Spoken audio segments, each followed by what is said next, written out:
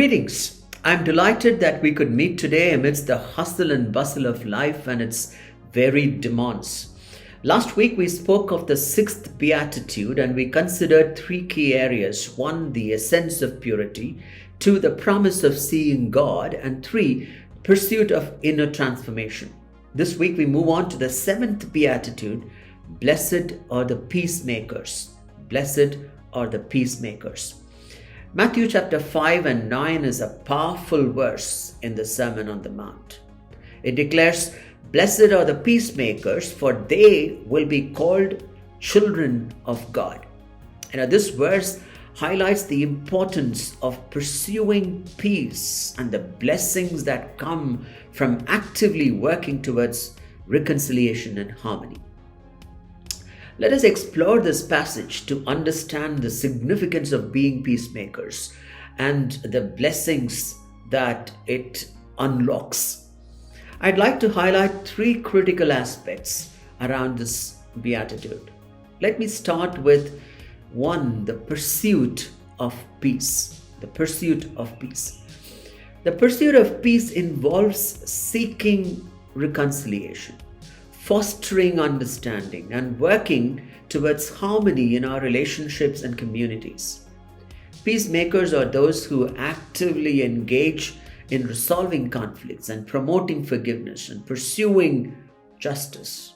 It calls for humility and empathy and a willingness to bridge divides, even in challenging situations. In our times filled with conflicts, both personal and societal, being a peacemaker is a daunting task. However, a person who serves as a mediator in a community dispute, bringing conflicting parties together to find common ground and works towards mutually beneficial resolutions, is clearly one who stands out of the crowd. By promoting dialogue and empathy and understanding, they contribute to the healing of the broken relationships and the restoration of peace. The Bible teaches in James chapter 3 and verse 18, peacemakers who sow in peace reap a harvest of righteousness. What a blessing that is. To sow in peace, receive a harvest of righteousness, clearly implying a multifold reaping of the harvest. So are you sowing in peace? Are you sowing such that you will reap that harvest, which is multifold? Moving on to the second area, the identity as children of God. The identity as children of God. By being peacemakers, we not only contribute to the well-being of others, but also demonstrate our identity as children of God. As followers of Christ, we are called to reflect His character. And God is the ultimate peacemaker. When we actively pursue peace, we embody the transformative power of God's love and grace and bear witness to our status as His children.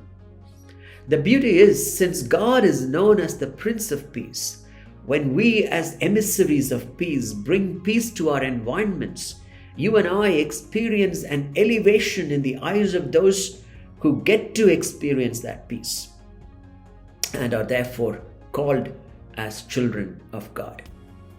Thus, in our daily interactions, we have opportunities to demonstrate our identity as children of God through acts of peacemaking. Consider a person who takes a stand against discrimination and injustice, advocating for equality and reconciliation. By challenging systems of oppression and promoting dialogue and pursuing lasting change, they embody God's heart for justice and reconciliation, serving as a beacon of hope and love in their communities. Let me remind you of the scriptures in Romans chapter 8 and 14. For those who are led by the Spirit of God are the children of God. Being led by the Spirit is to open ourselves to be channels of peace in our own context that we operate in. Will you open yourself to be that channel of peace in your environment in the midst of dissension and conflict? God shall use you to bring that peace in your environment. Let's move on to the third area, the impact of peacemaking. The impact of peacemaking. Peacemaking has a profound impact both on individuals and communities. It brings healing and reconciliation and the proclamation of the good news of God's reign in this world. Peacemakers have the opportunity to cultivate environments where God's presence is experienced and His powerful work is evident. It is through the pursuit of peace that we demonstrate our holiness and create spaces where others can encounter the love and the grace of God. We live in a society which is characterized by division and conflict and brokenness and hurting. The world is indeed thirsting for peace. And being peacemakers, you play a crucial role. Consider a person who volunteers to facilitate workshops on conflict resolution and fosters understanding among diverse groups by equipping individuals with tools to navigate disagreements and promoting empathy and nurturing a culture of peace. He or she contributes to the building of a more harmonious and inclusive community. Let me pull this together in a summary. Matthew chapter 5:9 emphasizes the blessedness of being peacemakers. As we actively pursue peace, we reflect God's character, embody our identity as children of God, and bring transformation to our relationships and communities. Let us embrace the call to be peacemakers in our words, in our actions, and our attitudes, knowing that through our efforts, we can experience the blessing of reconciliation, foster a culture of peace, and be instruments of God's love in a world that longs for harmony. This is Pearl John signing off the other 167. Keep watching, keep walking, and keep winning the world around. God bless you. Have a wonderful week and come again as we continue our series next week.